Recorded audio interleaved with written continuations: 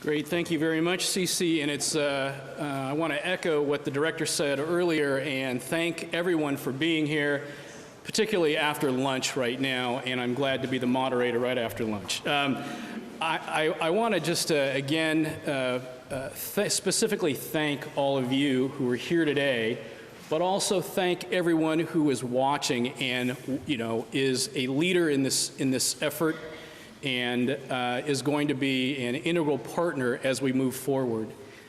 There are many folks around the country, researchers, community members, stakeholders, treatment folks, prevention folks, recovery support folks, families, who are very interested and are, I think, stand at the ready to help. This afternoon we have two panels. The first is going to be charged with discussing prevention, a topic that is near and dear to my heart. And I'd like to first introduce the three speakers and a little bit about what they're going to say, not to take any of their thunder, though.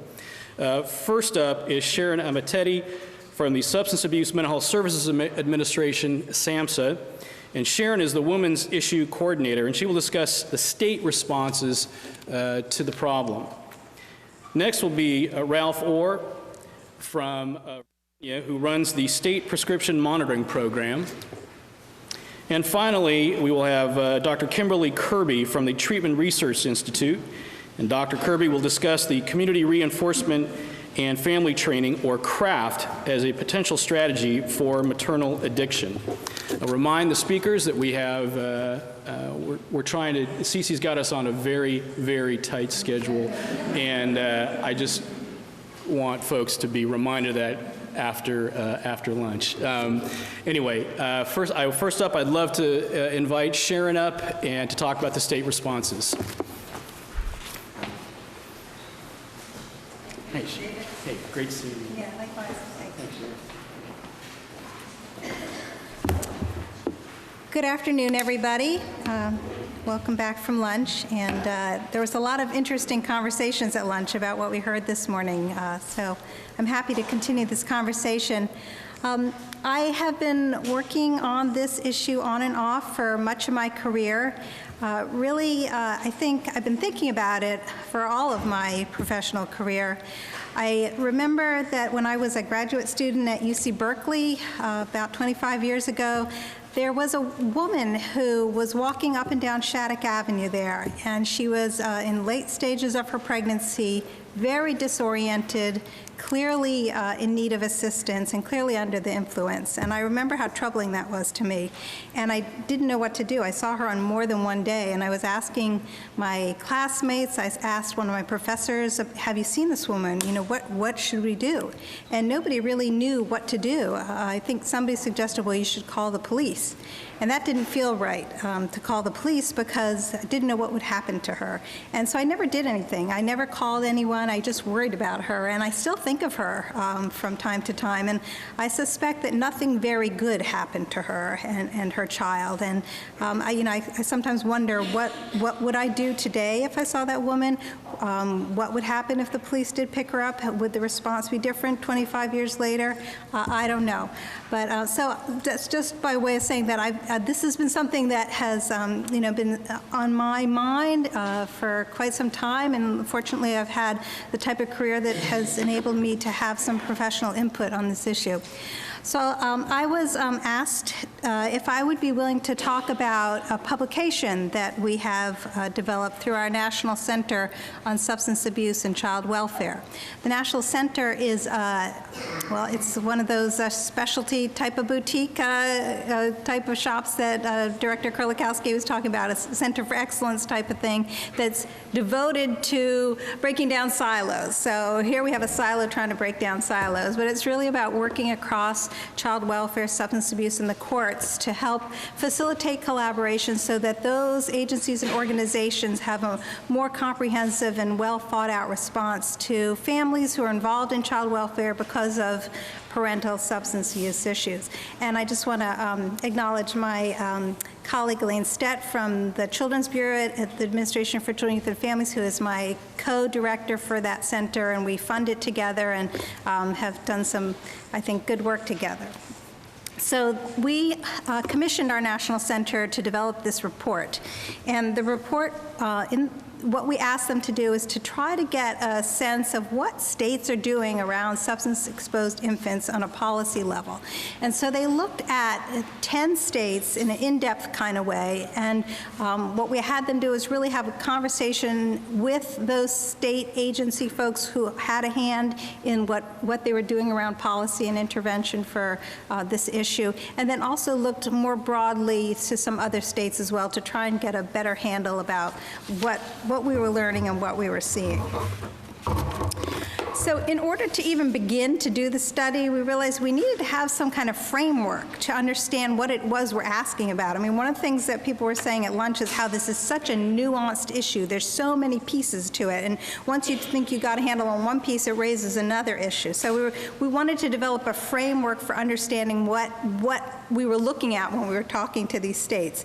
And we realized that it really is much more than the birth event. And I think all of you in this room know that it's much more than the birth event. So we wanted to say, well, what are the main points of intervention? And so we framed it around 5 main intervention points. And they really are the whole pre-pregnancy period, then the prenatal screening and support for the mother, then what happens at the birth experience, and then what happens to the children afterwards, the services for infants, and then the services to parents. And so what happens with the family? So that's how we framed this. It wasn't just one point in time. It wasn't just one issue. We tried to look in a more public health sort of way.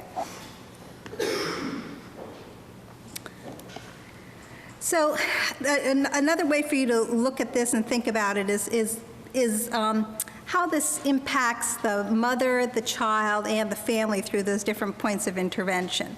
And so you'll see that there's the pre-pregnancy awareness experience going on. Then there's the prenatal screening. And if a woman does screen positive for substance use, then we initiate some services there. Now, if she doesn't get screened for whatever reason, or if she doesn't screen positive, then we go on to the birth experience. And at the hospital, something might be revealed that was not otherwise known. And at that point, then you would begin some services for the parent and for the child. Okay, and then for the families. And throughout a trajectory of the child's early life, there would be some types of services that we think about at the beginning or connecting the family to. So this was our organizing framework. And just to show you about the importance of beginning before the birth experience really, is the fact that we know through our National Survey on Drug Use and Health that the first trimester is when the greatest amount of exposure to children occurs during pregnancy. So that first trimester, often when women, or sometimes when women don't even know that they're pregnant, is a very high risk time. So, I don't need to share really the details of these statistics with you. Somebody else talked about it earlier, what sort of it looks like. But that of course is the time when most women who are using are using. And pregnancy is a very motivating period for women to discontinue using. So it's an opportunity, if not for herself, then she will discontinue because she is concerned about the well-being of her child. And somebody talked earlier about the fact that most women and men who need treatment, who would be classified as needing treatment, don't feel that they need treatment. And that we know is true, and because addiction is a disease of denial. People often think that they can handle it. It's not that serious. It's it's not the level of concern where they don't think they need treatment, even though it would be otherwise indicated.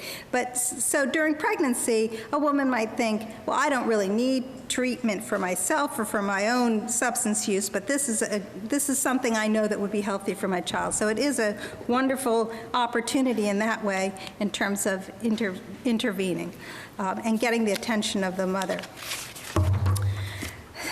So given the framework that I talked about, I think it's pretty clear that this issue doesn't belong to any one agency because it's a comprehensive issue. It requires comprehensive services.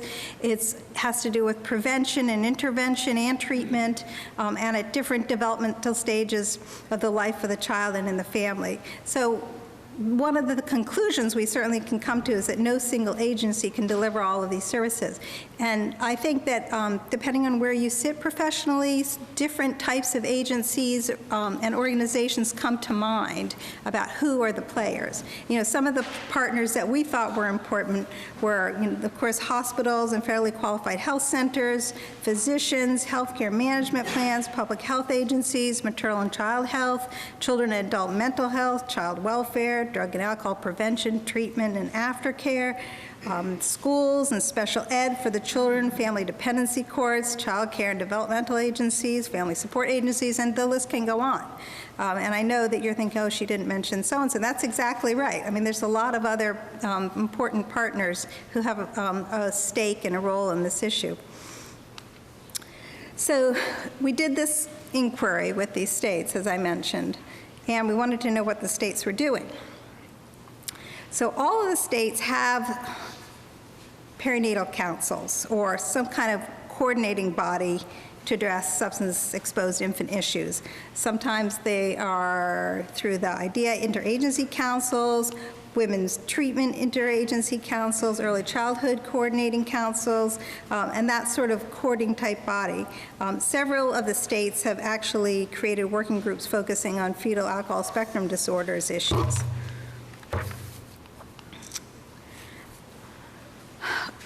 None of the states had an interagency process to monitor data and the effectiveness or outcomes on what they were doing across their efforts. And none of the states have developed policy at each of the 5 points of the intervention for mothers and infants and children. Some of them were doing some pieces of it very well, and some others, but nobody really doing all of it very comprehensively. In terms of what they were doing at those different points, and again, none of the states were doing all of this, but this is the type of things that they were doing. For pre-pregnancy, they were doing things like working to provide health warnings about substance use during pregnancy. They're providing educational materials or doing campaigns, that sort of thing. During the perinatal period, there was an emphasis on screening, and some of the states using the 4Ps screening instrument. There was a move in some places to do universal screening. Everybody's going to be screened that way. There's no bias. Brief interventions, of course, were part of the mix, as well as referrals to treatment. At the point of the birth, they had to make decisions about what they were going to do, whether they were going to whether there was going to be, what kind of testing, if any, the hospitals were going to be encouraged to implement or be required to implement, what they were going to do with the reporting of that, and the reporting for services. And we talked a little bit this morning about CAPTA, the Child Abuse Prevention Treatment Act, and the requirements of that act. Some of you probably know that initially when that act the amendment was passed, there was a requirement around illegal substance use, is the way it was phrased. And there was a lot of pushback after that because people thought, well, why are you just looking at illegal substances? What about alcohol, which we know has such a devastating effect? And it was silent on alcohol. So in 2010, that actually was added. I think Lynn Paltrow mentioned that there wasn't a lot of discussion really about the language in that act, and I think that states have struggled to interpret that, and that struggle is still part of the ongoing dialogue. But the intention of the legislators who put this language in was really to trigger a helpful referral to services, and services attached to the IDEA services, which are Individuals with Disability Education Act that provides referrals and services for children who have been neonatally exposed. And I see the red light going off. Thank you. I didn't know where that light was going to be. The intention was that it would be helpful. Now, sometimes intentions don't play out the way that you hope they're going to, but that was the intention. So let me finish up here.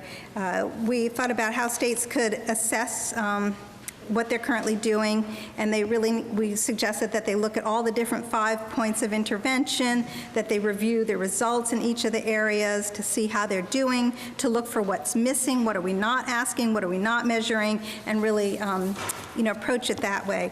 And then just some important policy questions.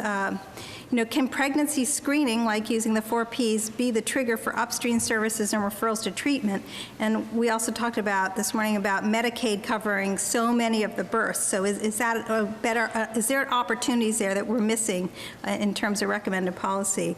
And then also, can the mandated substance-exposed birth reports to CPS be a trigger for the downstream flow of services to children and parents, which we talked about? And although CAPTA doesn't really talk about services to parents, we know that treatment is very often indicated. So I want to thank you very much. This is my contact information and also the contact information for our National Center on Substance Abuse and Child Welfare.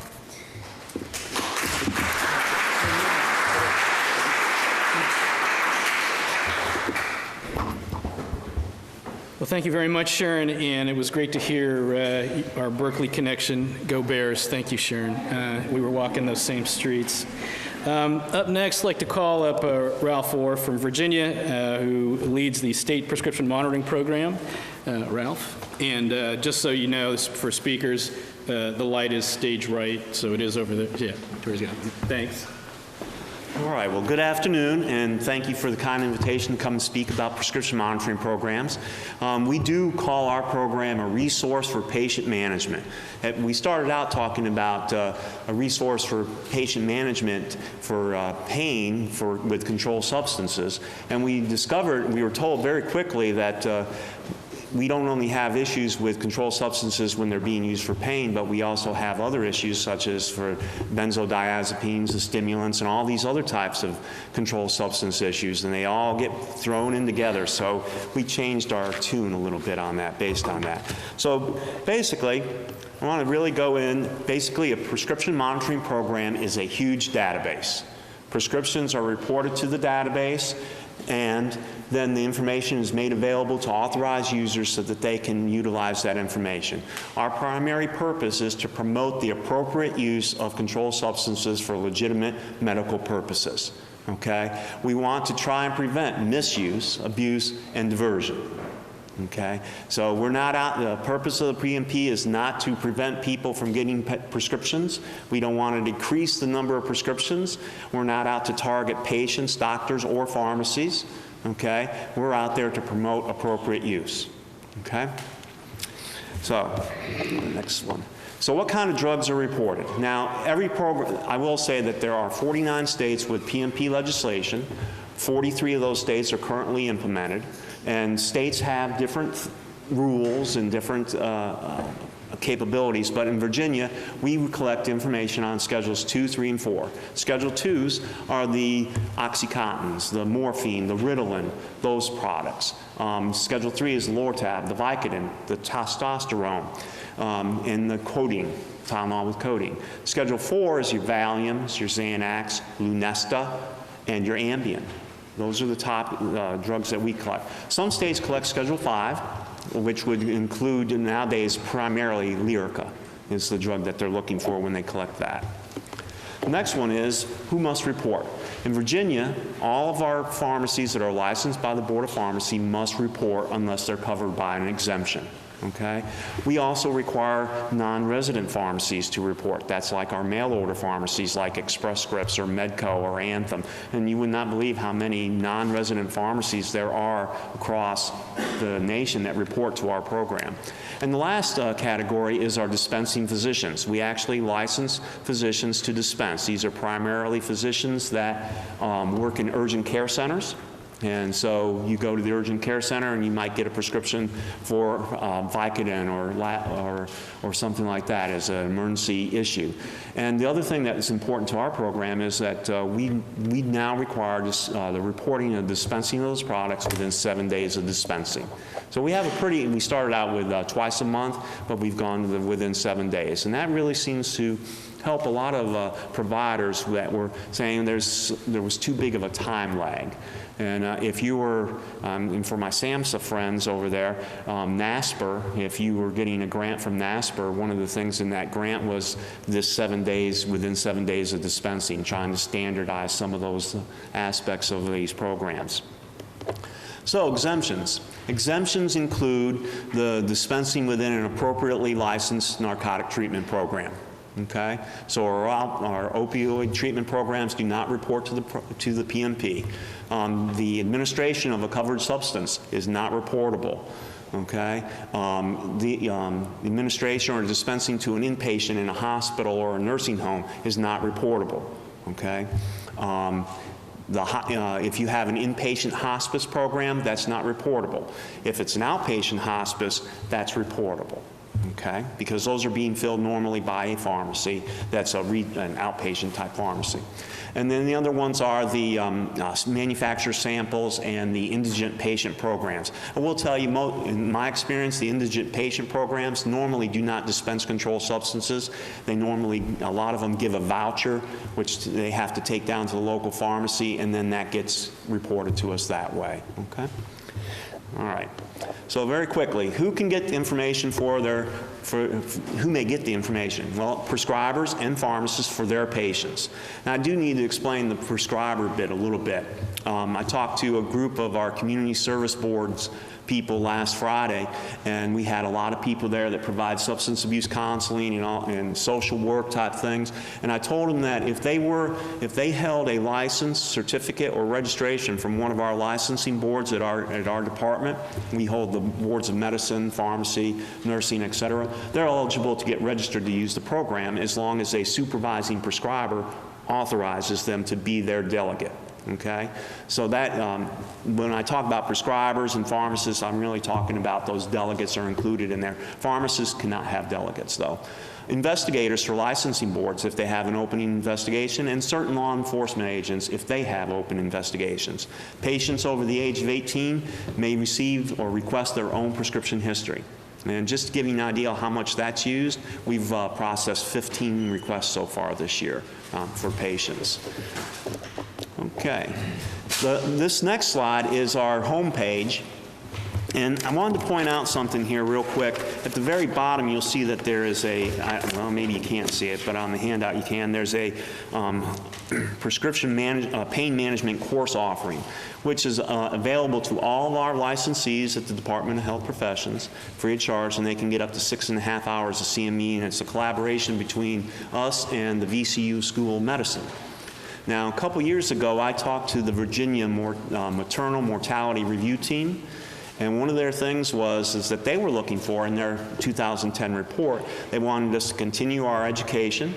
They wanted us to become interoperable with other states because they were seeing a lot of cross-border traffic. And they also asked us to add a module talking about the use of pain medications or opioid-controlled substances with the ladies that are pregnant or the babies. You know, what can we do? The problem that we had with that, when I took it back down to my VCU folks who were doing the internal medicine, they didn't really feel that they had the expertise to develop that kind of information. So that's something that could be put onto the do list, because we'll certainly add it if somebody wants to try and work on that.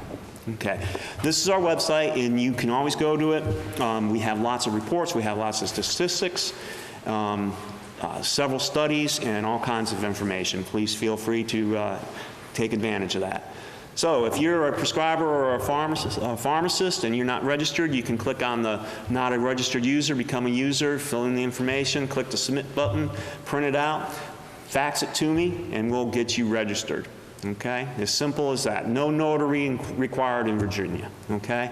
If you are a registered user, you can log in with your username and password, and you'll get something that looks like that. And I'm showing you the new request screen here, I hope. I can't really see it that well myself, so I apologize for that. But in order to make a request on a patient, all you really need to do to submit that request is, one, put in the patient first name, patient last name, date of birth. You know, if you want to change the default date range, which is set for 1 year, you may do so. If you want to add an alias, you know, maybe I don't go by Ralph, maybe I go by John, you know, you can put that in and put in that information. And then down at the bottom, you have to certify that you've provided notification in some manner that you are going to utilize the prescription monitoring program. You can do that by putting a public sign in your public area. You can provide written material, or you maintain the actual specific consent, okay?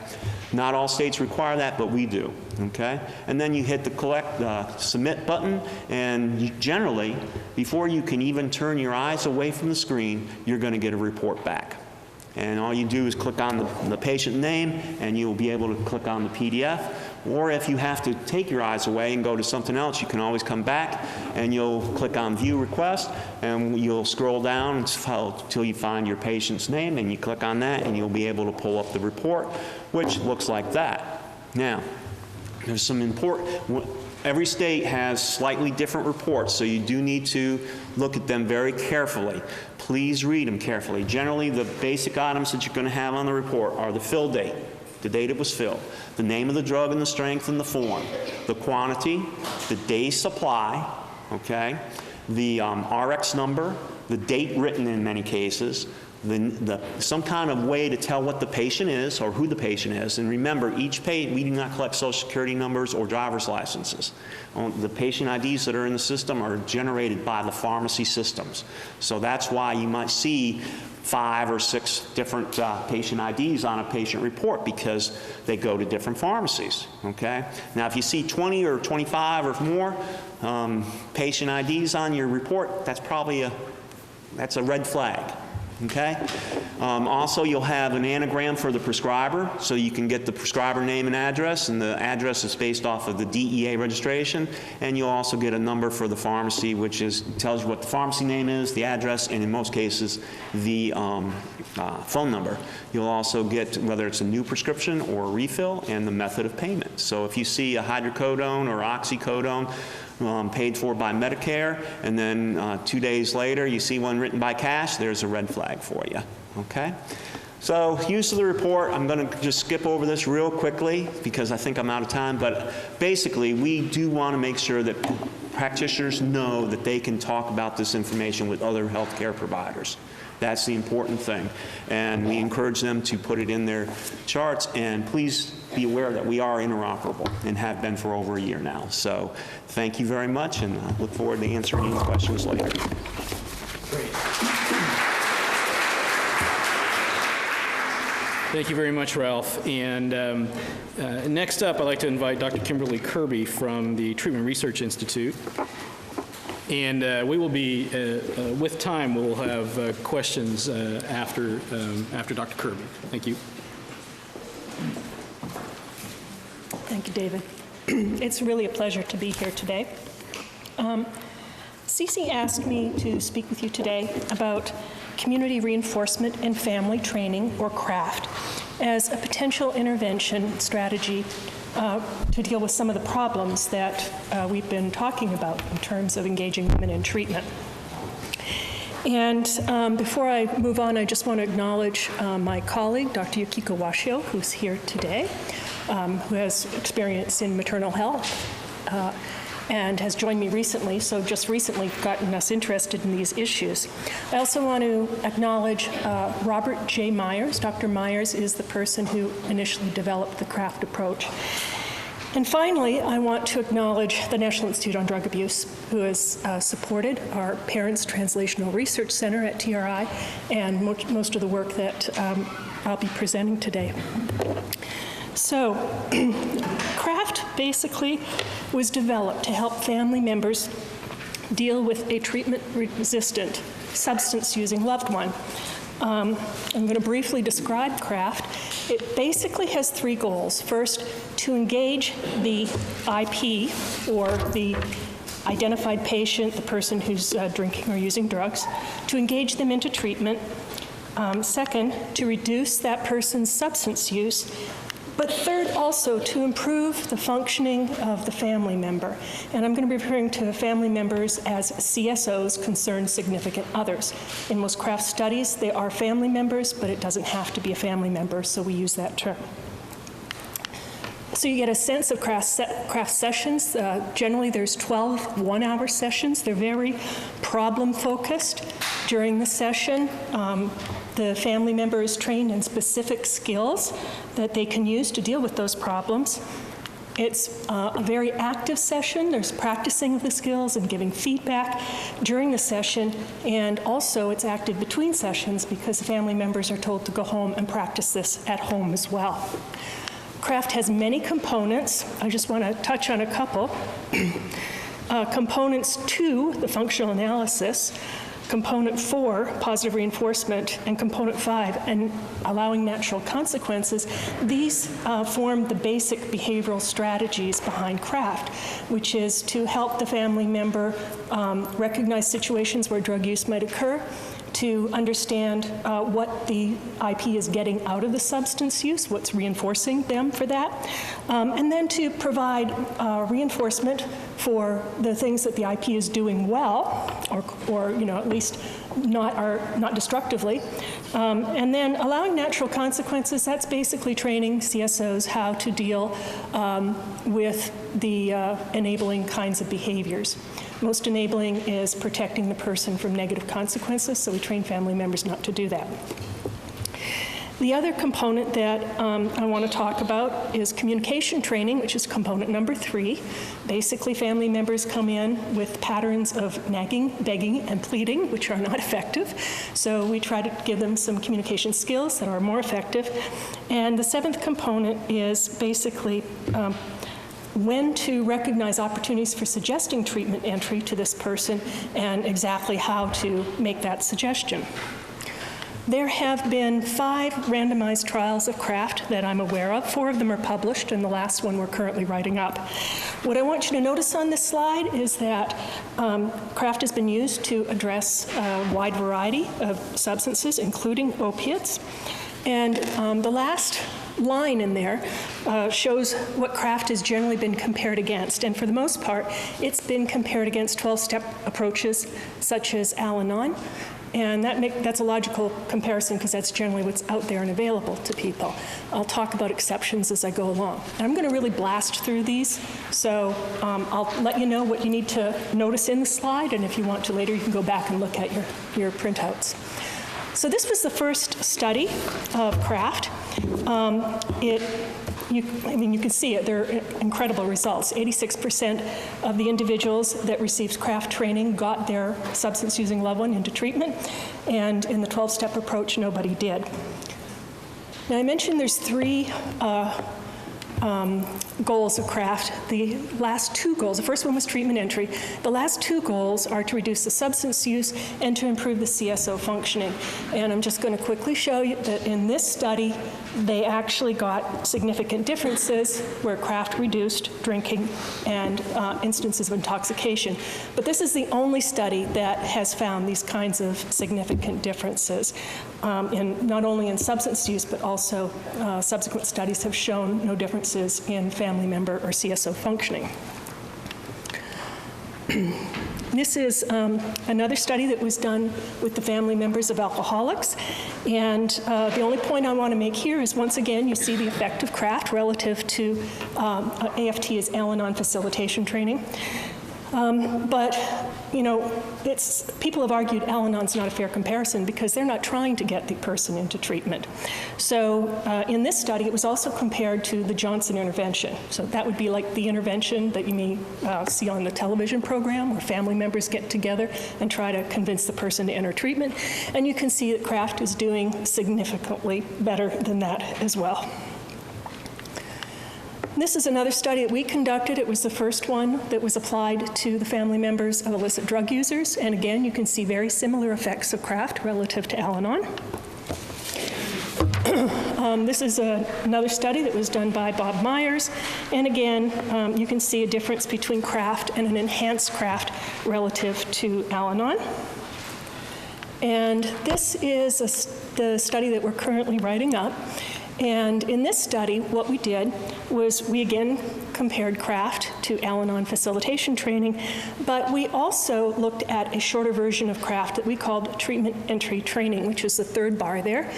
It was a 4 to 6 session intervention, and you can see that it produced the same treatment entry results as the CRAFT intervention. Okay, so what I'd like to do is really talk a little bit about how you would apply this to women, pregnant women with substance use issues. The studies that have been done so far have not excluded pregnant women, but we've not had a lot coming in. When we recruit for these studies, we ask family members if they're worried about somebody and to come in to treatment. It's not easy recruiting these people. So one question would be, would you be able to recruit family members to come in and help doing, approaching it this way? Many women with serious addiction problems are somewhat isolated from their families, so that could be, it currently is a challenge, and it could be a challenge here as well. This just shows you the basic characteristics of the concerned significant others that have been in the previous studies. And I think sort of the most relevant features are that the person needs to have frequent contact with the IP. And another critical thing is that they cannot have serious substance use problems themselves. We, a number of years ago, tried an approach where we recruited in women who would mentor other women who are in substance use treatment. We called these community anchor persons. The recruitment was done through religious communities. And so we recruited well-functioning women that were affiliated with some community. And we matched them to a client of the same religious denomination. And we asked them to touch base with the women regularly and encourage them to continue in treatment. Now, these women were already in treatment, so this is really looking at a retention issue. And we tested it in a residential treatment program. And this is the only slide I want to show you for this one. Basically, what you see here is that at 3 and 6 months, the retention is significantly better in the intervention with the mentors. We called this intervention Community Reinforcement Employing Spiritual Teams, or CREST. Okay, can you advance me to the next slide? Okay. You can go past that. Just keep going. All right. The next one, okay, I got it, thanks. We did another study that was residential treatment. We did another one in intensive outpatient treatment. And in this one, we're just showing that when the mentors had contact with the women in the week prior to the next session, they were much more likely to show up at the women were much more likely to show up at the session. And so then another issue, moving on, is would CRAFT be as effective in increasing treatment engagement as it is with treatment entry? And I think maybe treatment entry for opiate-addicting women is probably the critical issue. If you can get them into treatment or get them in earlier, the better it is. But some of the data from our recent trial also suggests that we're seeing increases in treatment retention. And finally, the last issue is having these family members, sometimes they're not all that invested in making sure that they attend all the sessions and do all the work that they need to do. So the question we asked is, would the 4-session strategy work equally well? It would put less demand on the concerned significant others. Okay. So basically, that's it. I think my main take-home message here is that CRAFT is a very promising approach for this, but it hasn't explicitly been tested with this population, and so that kind of work is needed. Thank you.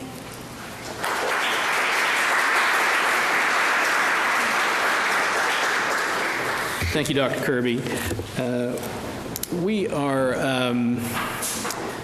I think we're at a point now where we're probably so close to break. I think we're going to go ahead and take the break now. What we'd like to do, though, is we're taking the break 5 minutes early. So my hope is that we start 5 minutes earlier on the break. So if we could, we are scheduled to come back at 2:20. We got a 15-minute break, so 2:15. We're going to try to get through. And again, speakers on the second panel, if you can, make sure we stay to time, because we are going to then try to take questions for both panels as we come back. Because I think, in fairness to this first panel, it's not very long, not very much time that they have to actually present. So they did a great job keeping it to that and getting the information out. Please give them a round of applause.